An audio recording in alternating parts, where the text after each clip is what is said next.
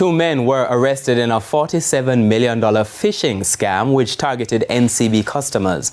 The men were nabbed during a major operation in Havendale, St. Andrew and Portmore, St. Catherine, respectively, by the Major Organized Crime and Anti-Corruption Agency, MOCA. Kelisha Williams has that story.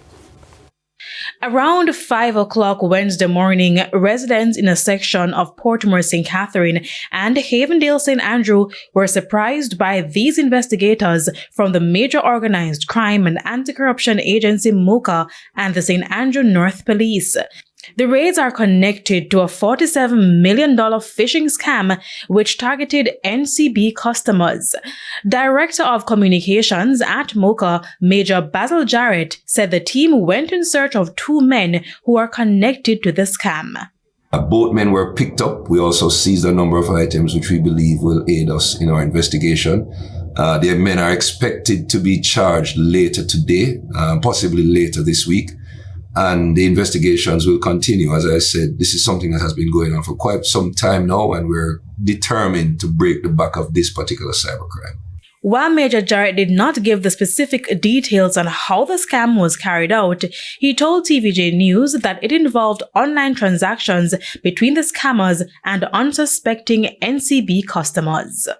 We believe that the robberies took place over a period of time between April and June 2022. It's a lot of money that was being moved from the accounts of about 16 customers at NCB to numerous other bank accounts where the money was either withdrawn or transferred to other banks.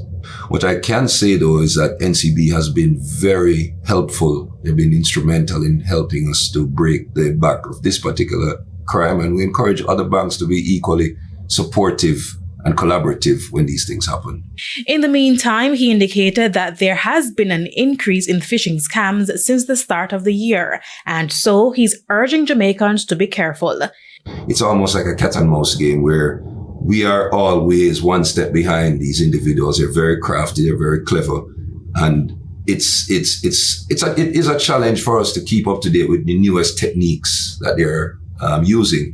And that's why we encourage persons that when you see these things happen, don't keep it to yourself, report it to the banks and report it to us as well. It's also believed that due to the sophistication of the scam, more individuals are involved.